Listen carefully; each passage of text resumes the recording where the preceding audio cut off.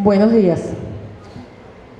Bueno, un verdadero honor y placer presentar al doctor Jorge Gastelum.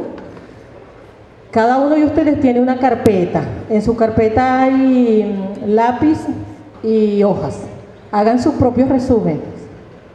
Hagan sus propios resúmenes para la intervención final de la ponencia del doctor. El doctor trae una ponencia sobre la experiencia del currículo en México.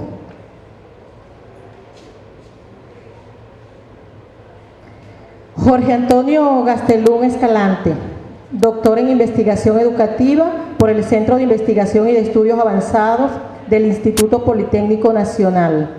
También estudió un doctorado en pedagogía en la Universidad Nacional Autónoma de México y diversos diplomados, entre los que destacan uno en perspectiva de la ciencia y otro en pensamiento complejo, ambos en sendas cátedras de la Organización de las Naciones Unidas para la Educación, la Ciencia y la Cultura, UNESCO. Ha sido coordinador general de investigación y posgrado de la Universidad Autónoma de Sinaloa, director de investigación y desarrollo y de exposiciones y formación educativa del Centro de Ciencias de Sinaloa, coordinador adjunto del Consejo Estatal de Ciencia y Tecnología y vicerrector de Operación Institucional de la Universidad de Occidente. Es autor, entre otros, de un libro sobre actividades científicas y tecnológicas, de un capítulo de obras colectivas sobre la dinámica de la industria alimentaria en México, con el que se le confirió mención honorífica en el Premio Maestro Jesús Silva Herzog de la Universidad Nacional Autónoma de México, y de otro libro sobre política científica tecnológica. Ha publicado artículos científicos en revistas indexadas internacionales, así como artículos en revistas de divulgación, y ha sido colaborador del periódico La Jornada. Ha hecho estancias académicas en la Universidad de California y la Universidad Autónoma de Barcelona, director de más de una decena de tesis de licenciatura y maestría.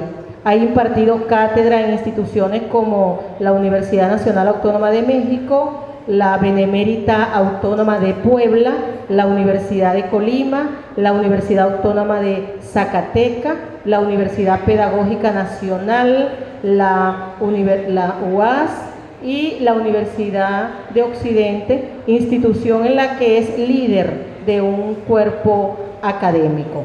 El doctor Jorge Gastelum Escalante nos trae a continuación la ponencia Experiencia del currículo en México. Vamos a darle entonces la bienvenida, doctor.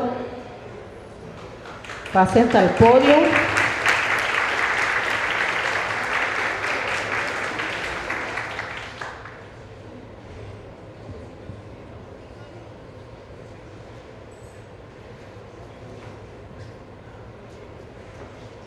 Muchas gracias por su recibimiento.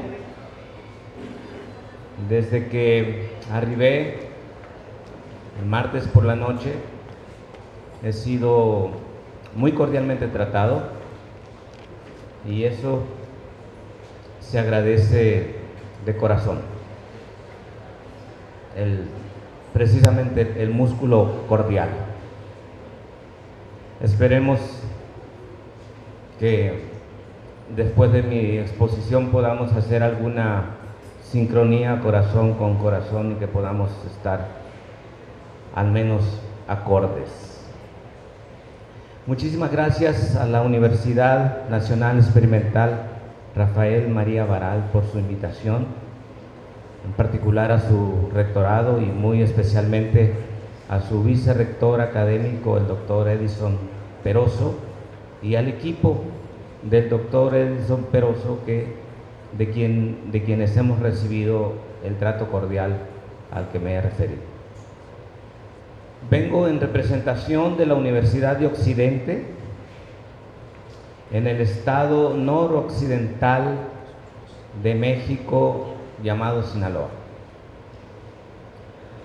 Sinaloa está a unos 2.000 kilómetros de la Ciudad de México, rumbo al noroccidente, y digamos a unos 700 kilómetros de la frontera con los Estados Unidos, con la mediación del estado de Sonora.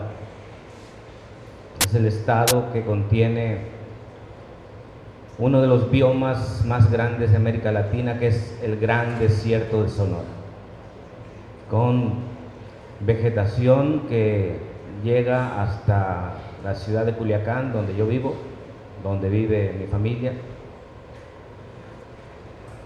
con clima desértico, con temperaturas muy similares a las que hemos estado gozando estos días.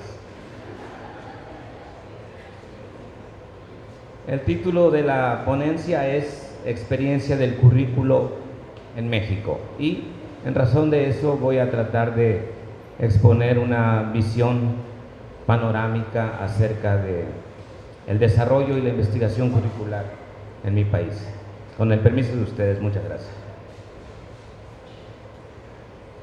En el sexenio 1964-1970 del presidente Gustavo Díaz Ordaz, surgió en México el primer intento formal de planeación de la educación en todos sus grados y subsistemas, con la Comisión Nacional para el Planeamiento Integral de la Educación. En 1968, que es un año paradigmático para nosotros porque es cuando se produce el movimiento estudiantil que recorrió las universidades cardinales del mundo: Tokio, Berkeley, Múnich, París, Nueva York, México. Se produjo la ruptura de relaciones, por llamarlo eufemísticamente, entre el gobierno y las universidades del país. Entonces, la Asociación Nacional de Universidades e Instituciones de Educación Superior, la NUYES, creó el Centro de Planeación Nacional de la Educación, que se proponía un diagnóstico de la demanda, una estructura y procesos de desarrollo del país y evaluación del grado de eficiencia en un plan de desarrollo económico y planes sociales de desarrollo del sistema de educación superior. Después de la ruptura, en el sexenio siguiente, la pretensión gubernamental fue la de reconquistar el consenso en las universidades y utilizó para ello un mecanismo de eminente carácter seductor: el financiamiento. Entonces nuestras universidades crecieron en 10 veces más, y por supuesto la matrícula estudiantil y por supuesto las plantas académicas. No hubo planeación entonces, porque de lo que se trataba es de reconquistar a las universidades. Lo que hubo fue financiamiento. Pero en el sexenio siguiente se retoman las ideas de la planeación. Entonces hemos pasado por muchas tendencias relacionadas con la planeación. En el sexenio entre 1976 y 1982, con el presidente José López Portillo, el instrumento fundamental era aquella técnica ya denominada presupuestación por programas. Entonces las universidades elaboraban sus programas y en razón de los programas era el financiamiento. Este esquema vino desplegándose hasta cobrar matices sofisticados. En los últimos periodos gubernamentales se instalaron, por ejemplo, los comités interinstitucionales de evaluación de la educación superior y el programa de mejoramiento del profesorado. Paralelamente, en razón de una dependencia de la Secretaría de Educación Pública, que es el Consejo Nacional de Ciencia y Tecnología, se diseñó, se instaló y se puso en operación el Sistema Nacional de Investigadores. Tanto el Programa de Mejoramiento del Profesorado como el Sistema Nacional de Investigadores lo que hacen es incentivar, digamos, la producción científica, académica y el desarrollo de los docentes, pero eso en un esquema meritocrático en el que de lo que se trata es de ir alcanzando credenciales académicas, producción científica indexada, y en razón de eso se producen las promociones de un nivel a otro de categoría laboral de nuestros profesores en las universidades mexicanas.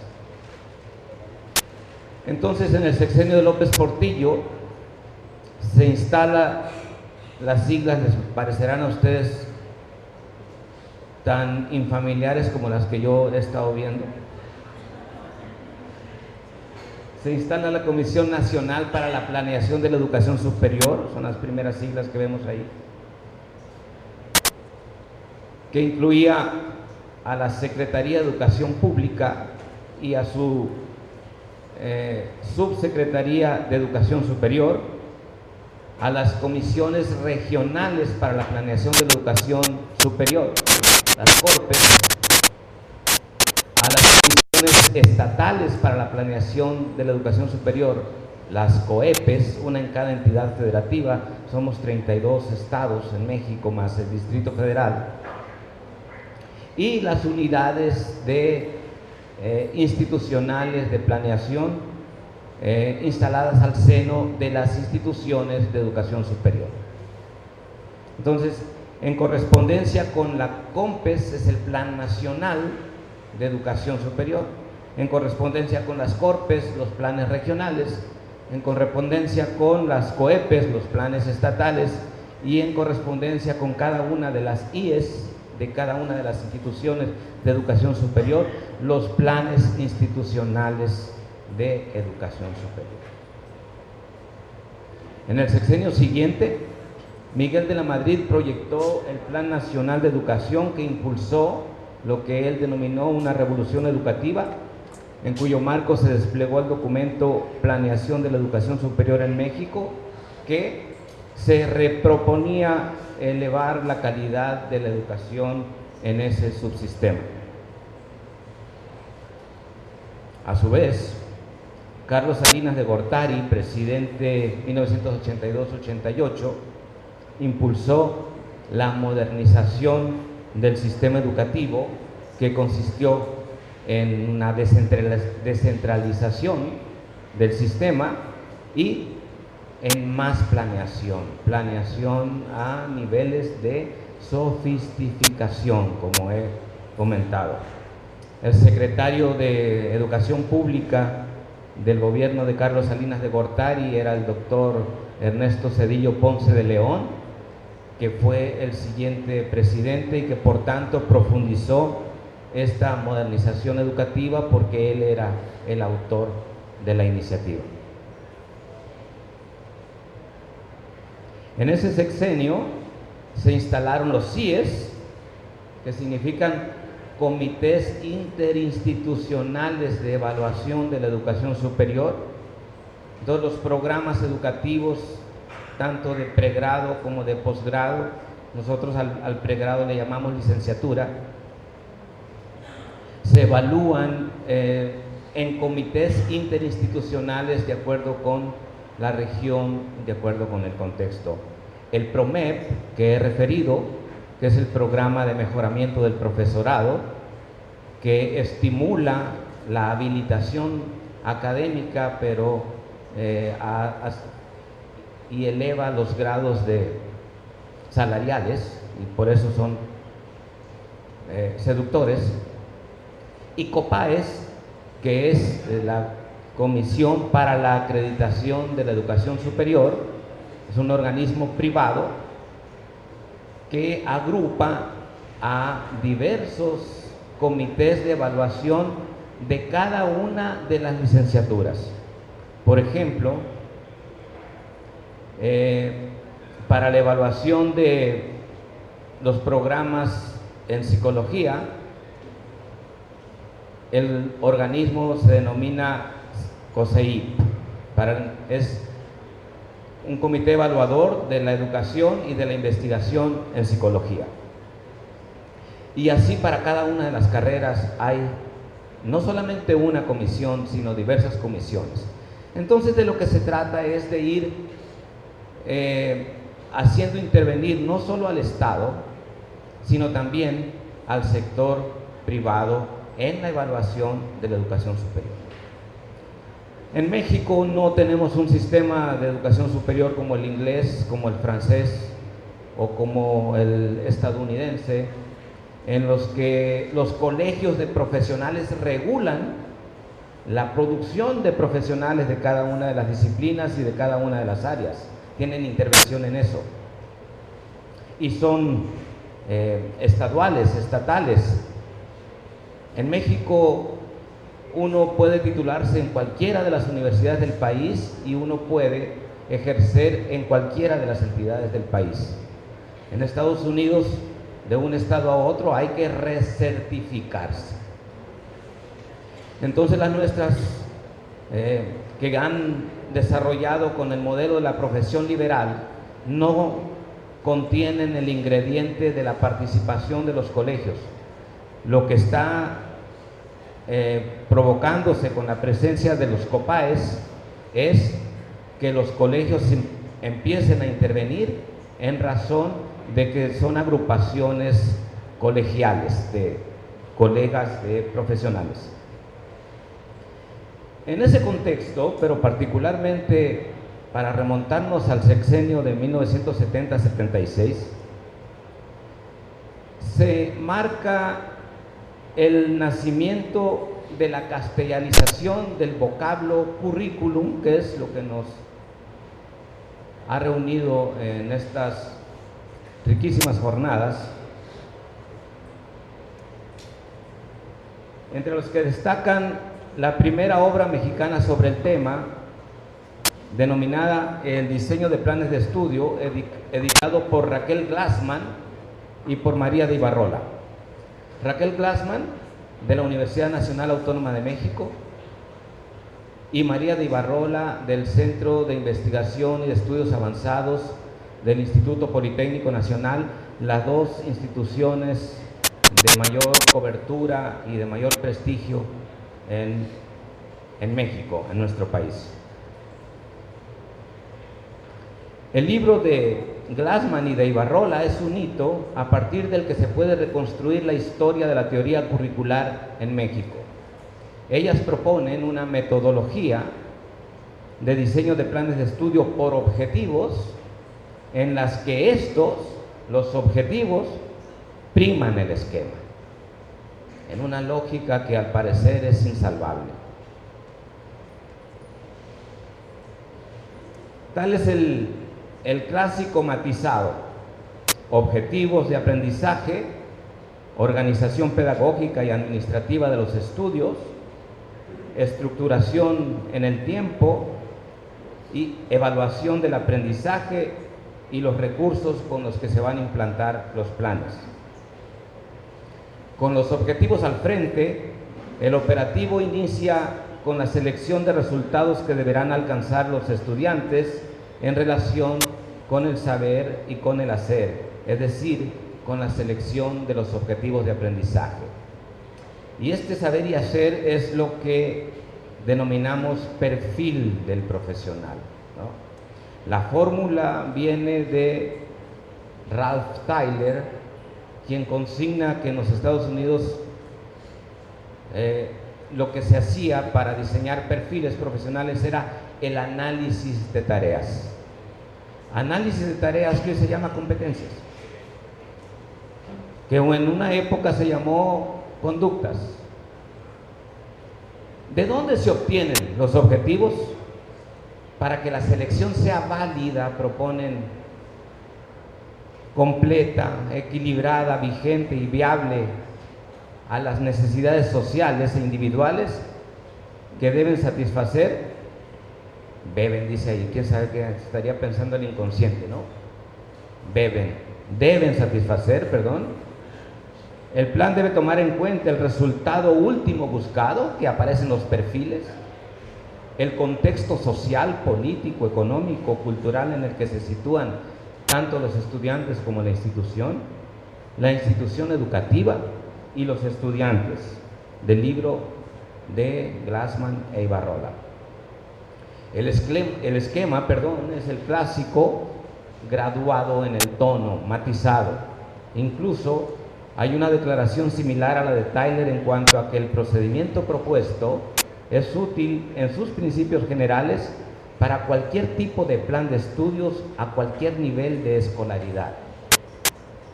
Si uno revisa el libro de Tyler, mi director de tesis dice que uno puede aprenderse el librito de Tyler, que es bastante delgado, y se convierte en un especialista en currículum. Todo lo demás son... Pero aquí hay un matiz: la necesidad de definir un modelo de sociedad diferente del desarrollo aceptado hasta hace relativamente poco, que ha demostrado ser injusto y ha tenido consecuencias históricas nada gratas para los que lo sufren, dicen Glassman y de Ibarrola, que revela una preocupación a tono con las secuelas indeseables de 1968 y por un proyecto de país al que el plan de estudios sería un modelo neutro. Recalco lo de la neutralidad porque es una pretensión que está en la racionalidad técnica de la que nos hablaba el doctor Lino Morán. ¿Cuál es ese esquema? El de Tyler y el de Taba. El esquema de Tyler, que Tyler ofrece en sus principios básicos del currículo, que en castellano fue publicado en 1982, pero que es de 1940, parte de las preguntas: ¿qué fines desea alcanzar la escuela? ¿Qué experiencias educativas ofrecen mayores posibilidades de alcanzar esos fines? ¿Y cómo comprobar si se alcanzan los fines propuestos? Es decir, evaluación. Para realimentar, para corregir o para derribar el programa. Entonces el esquema, si se fijan, de manera más simplificada, es fines medios. Y en toda relación de fines medios hay una racionalidad en la que los fines justifican los medios, ¿no? O sea que el pensamiento no es solamente el del sabio florentino, sino que es de cada uno de nosotros, y que la humanidad ha sido maquiavélica antes de Maquiavelo, con Maquiavelo y después de Maquiavelo. La racionalidad consiste en eso.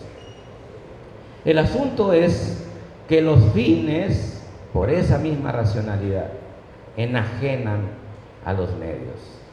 Y en asunto de currículum, lo que trabajamos siempre, lo que debatimos siempre, en lo que parece que nos ponemos de acuerdo siempre, es en los medios, pero nunca discutimos los fines. Los fines sociales diseñan sociedades, y por eso se dice que quien diseña una sociedad nueva es en realidad el gran pedagogo de la historia. Los grandes pedagogos nunca han sido pedagogos, sino diseñadores de nuevas sociedades. Y ese es el asunto. Ese es el asunto. Ahora, los fines tienen que ver con un deber ser social, y un deber ser, en cuanto es social, es un deber ser normal. Y aquí vale tanto la idea de Thomas Kuhn acerca de los paradigmas, de aquella construcción del conocimiento normal durante un periodo de tiempo normal por una comunidad académica normal, ¿no? Donde la norma, hasta la subversión de la norma valga, está normada, en la curva se la estandariza, o se está representado en la curva, si ustedes recuerdan, ¿no? Ahí donde confluyen las tres medidas de tendencia central, la media, la mediana y la moda, ahí está la medianía ¿no? Por decirlo más o menos decentemente, de lo que los seres humanos en razón de la sociedad debemos ser. Y por tanto los profesionales deben ser, o debemos ser.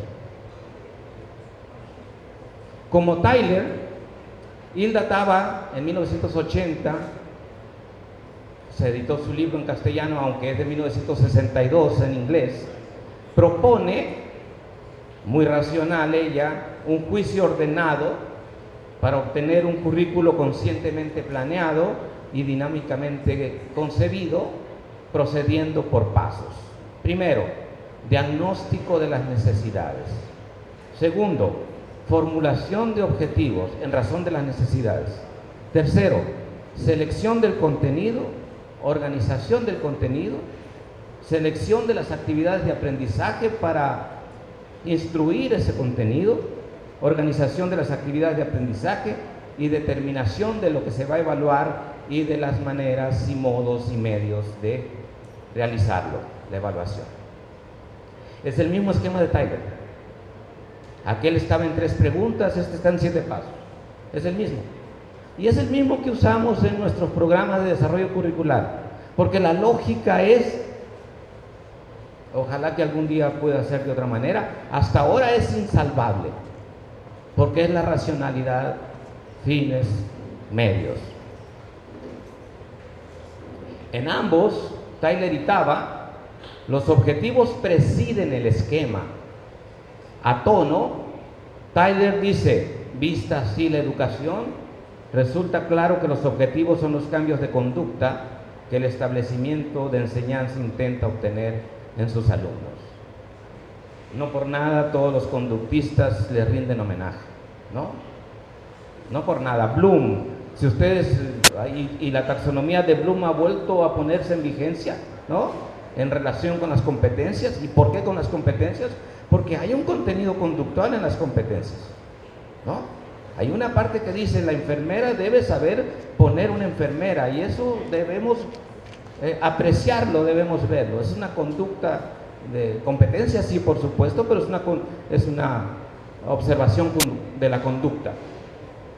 Y Taba, la función principal de los objetivos es guiar la adopción de las decisiones del currículo en cuanto al contenido, los aspectos que deben ponerse de manifiesto, el contenido específico a seleccionar y las experiencias de aprendizaje que conviene subrayar. Esa es la lógica del currículo, es la lógica interna del currículo. Desde Tyler, la teoría curricular es variaciones sobre el mismo tema. En concierto, sus palabras clave, que volvemos a oírlas: eficacia, sistematicidad, inteligencia, filosofía amplia, juicios sensatos, metas válidas, ánimo científico, selección sabia y una fórmula ad hoc. Ninguna fuente es única. Cuando hablamos de fuentes pensamos en las que menciona Tyler: los estudiantes, el avance de la disciplina que puede estar representada en los académicos, el análisis de la cultura de la que es destinataria una sociedad, y fundamentalmente, pero lo que no nos dice es que la verdadera fuente y única es la sociedad, porque finalmente los estudiantes están insertos en esa sociedad, y cuando se evalúa a los estudiantes se los evalúa contra el deber ser social. Es una evaluación del dato de lo que el estudiante es contra lo que debe ser según la norma. La diferencia entre el ser y el deber ser es igual a la necesidad, y de la necesidad derivan los objetivos. Si podemos escapar a esta lógica, yo les agradezco que me lo notifiquen, porque nosotros también andamos buscando cómo hacerlo. Y la operación, el dato contra la norma igual a necesidad. Ahí está la fórmula, dato versus norma igual a necesidad. Es de un trabajo mío que he rescatado de 1983. Para aplicarse a cada fuente, sean los educandos mismos como sus intereses, la filosofía escolar, institucional, pedagógica y social, y la psicología del aprendizaje que se adopte, el horizonte siempre es la norma social. La norma indica, vaya, lo normal es lo socialmente deseable, admisible, lo normal lo dicta lo social. En Tyler, lo no dicho habla codificado anfibológicamente. Esto de la anfibología en México tiene un término más castizo para ser expreso, que es el albur. En México, quizá en todos los pueblos, se nos dice muy albureros, a todos le encontramos el segundo sentido, por lo menos el segundo.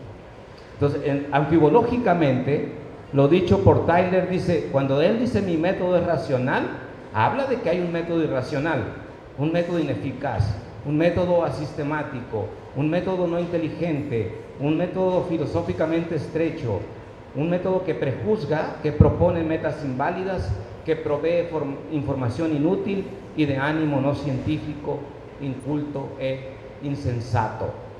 Entonces, cuando él dice mi método es racional, está calificando todo lo demás de esto. Justo medio, y es un medio justo, según él, que nos recuerda a Aristóteles, dice ninguna fuente es única, ninguna fuente única de información, zona intermedia entre lo que es y lo que debe ser. Una escuela moderna debería incluir en su programa un enunciado que tuviera algo de ambas posibilidades: adaptación a la necesidad, a la sociedad, y o la misión revolucionaria de intentar mejorarla.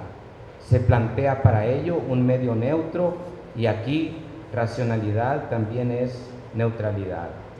Taba también es eso, más sus propias preocupaciones.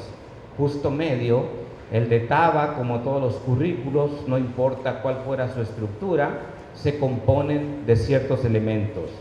Es una propuesta para el aprendizaje donde se juega la neutralidad del concepto de currículum, su noción de espacio vacío, presto a ser ocupado por los contenidos de una propuesta particular. Y se piensa que los contenidos aquilatarán al currículum y le conferirán una u otra cualidad. Por eso discutimos en los medios, por eso discutimos en el currículum. Ahora nuestro currículum va a ser, para mencionar tres ideas, fuerza, crítico, democrático y popular. Pues sí, podemos declararlo, pero el problema es la lógica de construcción, el método de construcción. Y como ustedes saben, cuando uno tiene un método para hacer una mesa y con ese método quiere hacer una silla, no sale la silla, sale mesa. Entonces hay que romper el paradigma, hay que hacer otra cosa. Esa ocupación depende del análisis de la sociedad y de la cultura, donde sociedad y cultura dictan los propósitos de la escuela y la naturaleza del currículum. Sociedad y cultura que demandan de la escuela un tipo ideal de ser humano, el ser humano necesario. Para Taba, sin embargo, ninguna escuela en sociedad alguna puede ser completamente neutral. La educación es una empresa cultural, moral, prescriptiva de lo que el ser humano debe ser. Pero entre deber ser y ser hay un vacío que corresponde a la escuela compensar. El deber ser corresponde a una cultura y a una sociedad idóneas, cultura y sociedad modelo, proyecto de sociedad incluso. Su conquista pende de la socialización. Un nivel de socialización ocurre, como todos sabemos, en el seno familiar, que es, dice Taba, insuficiente. Sin embargo, es necesaria, por tanto, una socialización que compense lo que la familia no puede proveer, limitada por su subcultura. En lo que radica la función de la escuela es en compensar al individuo de lo que ha perdido a manos de la cultura, de manera que abarque los fines de la sociedad, que abrace, los fines de la sociedad entera. El concepto de cultura en Taba es un deber ser que comprende realizaciones y normas, convicciones y sentimientos, estándares y costumbres, moral y autocontrol, regularidades conductuales y expectativas propias y comunes, y que se adquiere socialmente. De ahí que la conducta culturalmente estandarizada es transmitida socialmente. En esto consiste el aprendizaje social, en formar una personalidad uniforme o uniformada, socialmente. Una cultura modela al ser humano. Cada cultura tiene sus propios objetivos de socialización y un modelo para la formación de la personalidad, la imagen del adulto ideal, del adulto normal, no del adulto que subvierta la norma, porque si subvierte la norma o se lo encarcela en un presidio o en un manicomio o hace la revolución. Una cultura que tipifica a una personalidad modal en el sentido de la moda estadística. A ese tenor, la escuela es una cultura.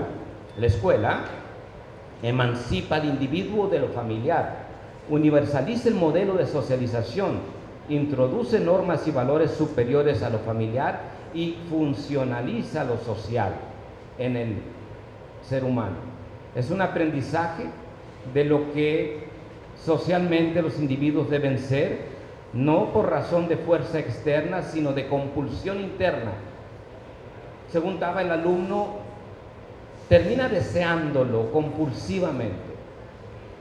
Es la introyección de lo social en el carácter individual, es la adaptación a lo social, arduo pero necesario, restringe la libertad, pero según Taba, la sociedad lo requiere para su supervivencia, para una necesidad íncita de cada sociedad. La escuela es el organismo compensatorio por excelencia. La escuela es custodia de valores morales, de los valores democráticos y de ciertos aspectos del desarrollo de la personalidad. La democracia de la que habla Taba es la estadounidense, ¿no? Ella es croata que emigró a los Estados Unidos y ahí desplegó su teoría de la mano de Tyler. La escuela es una cultura, un sistema de vida, un agente de socialización. No es solo un lugar de provisión académica, ha sido siempre responsable de inculcar los principios morales, valores caracterológicos y valores esenciales de la sociedad norteamericana, dice la traducción, ¿no? Yo prefiero llamarle estadounidense porque todo esto es América y México está en Norteamérica también. Su tarea es planificar el modo de vida, fomentar ciertos valores y la estructura del carácter y hacer que el currículo escolar colabore en la formación de esta estructura a tono con la realidad social, comillas, conveniente. Sin embargo, una lectura criptográfica de Taba proporciona la pista de lo que se ha denominado currículum oculto. Porque una cosa es el currículum en el documento, es el currículum oficial, el currículum visible, el que presentamos para presumir, y otro es el currículum que se vive en el aula, que es el currículum oculto y que tiene que ver mucho con las prácticas académicas, con las prácticas del docente. Si la universidad, digamos, en el modelo ese hipotético que diseñé hace un momento, democrática, crítica y popular, no tiene universitarios, docentes y alumnos democráticos, críticos y populares, entonces se produce una disonancia entre el modelo y los docentes que deberían ser modelo también y los estudiantes que también deberían ser modelo.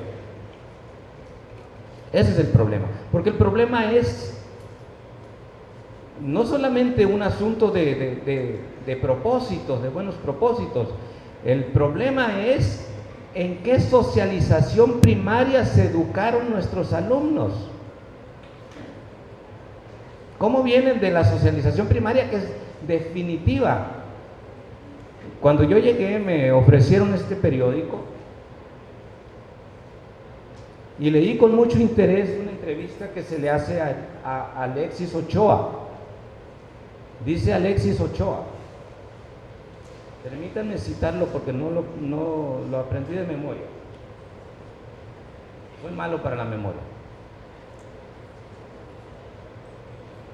Y malo para ojear también. Dice, desde que tenía 8 años, yo nací en un hogar de izquierda y no entiendo una vaina si no es por ahí.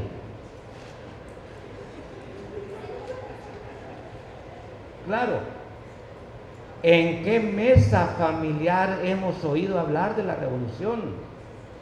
¿En qué mesa familiar, en qué sala familiar hemos oído hablar de la emancipación del pueblo? Cada uno de nuestros estudiantes. Si esa socialización primaria no está, la escuela tiene muy poco por hacer, porque esos años son definitivos. Definitivos, y la figura ahí son nuestros afectos, y los afectos fundamentales del ser humano se llaman mamá y papá. A propósito de que vamos a celebrar el 17 de junio, el Día del Padre. El padre es la figura contra la cual las niñas terminan por constituirse en mujeres, y contra la cual, o en relación con la cual, para que no se oiga tan drástico, los varones terminamos de constituirnos como hombres. El padre es nuestro primer docente, nuestra madre por supuesto también, ¿no? La sensibilidad de nuestra madre está ahí también presente. Si tenemos una madre que en lugar de enclaustrar pajaritos en una jaula, los tiene al aire libre, pues entonces el pensamiento del niño que se forme con esa madre será libertario y no presidiario, por ejemplo, ¿no? Entonces es fundamental, en una revolución educativa necesitamos revolucionar no solamente el nivel superior, sino los niveles hacia abajo, y la familia también. La familia, porque los valores se predican con el ejemplo, no de ninguna otra manera. Eso que hace el padre al seno de su hogar, tendría que hacer nuestro docente modelo al seno del aula. Porque si la universidad es crítica, pues el pensamiento del docente tendría que ser crítico. Si la universidad se define como democrática, el actuar del docente tendría que ser democrático.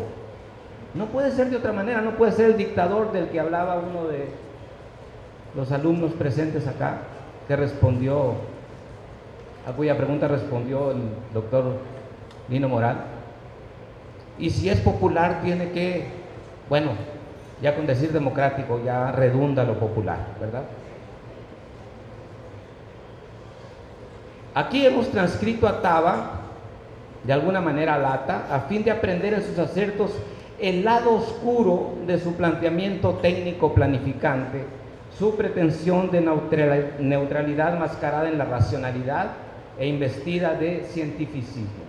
Dice, el mío es un método racional para encarar, analizar e interpretar el currículo y el sistema de enseñanza de cualquier institución educativa, de Tyler.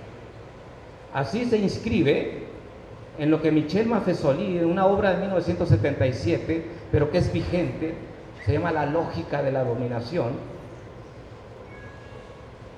que radica su consistencia en una pretensa racionalidad con arreglo a fines, que desempeña la función de reducir la diferencia, la alteridad, a una unidad ideal que sintetiza, que vuelve comparable lo heterogéneo, y cuando Tyler pretende aplicable su método a cualquier institución educativa, la descontextualiza tanto geográfica como históricamente y abstrae lo particular, simplifica, porque simplificar es facilitar el control, tan sencillo como eso.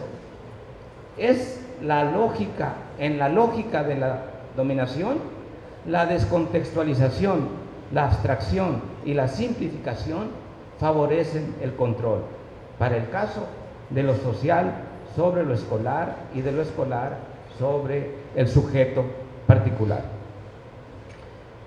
Con esas bases teóricas hemos publicado recientemente este pequeño libro, del cual he traído algunos ejemplares para regalar a mis compañeros ponentes. Desafortunadamente no hemos podido traer más porque es pesada la ciencia, ¿no? Comillas a eso de ciencia. Pero aquí trabajamos con este marco teórico el currículo del programa educativo de psicología de la Universidad de Occidente, y puede ser quizá un método de análisis que debidamente relativizado pueda servir por estas latitudes tan hermanas y tan hermanables. Ligado al mérito de sistematizar las pedagogías personificadas en Durkheim y en Dewey, en un esquema planificante, transparente el positivismo de un Tyler que, al distinguir entre currículum y programa escolar, revela que los objetivos de este no son finalmente medios de otros fines que los trascienden. Todos los aspectos del programa, lo declara, son en realidad medios para realizar los propósitos básicos de la educación, que son los propósitos de lo social. Los objetivos presiden al programa. Sus medios son los contenidos, los procedimientos y la evaluación. La racionalidad calificada por la congruencia entre objetivos y medios, la vieja fórmula que devela que la justificación de los medios no es una razón neutral, nunca. ¿De dónde vienen los objetivos del programa? De fuentes que no son tales en tanto que no se las confronta con la norma. En realidad, las fuentes son los datos que resultan de enfrentar al dato particular con la norma. La tentación positivista convierte a los sujetos en dato, séanse los educandos, los educadores y los eslabones del medio, la vida contemporánea, los contenidos, los especialistas. Los data son la ecuación de la necesidad, son equivalentes a la distancia entre el dato que es versus la norma de lo que debe ser. Dato contra norma es igual a necesidad, la necesidad. Las necesidades, en fin, son las fuentes, necesidades sociales. La necesidad, lo social, es la fuente. Muchas gracias, muchísimas gracias.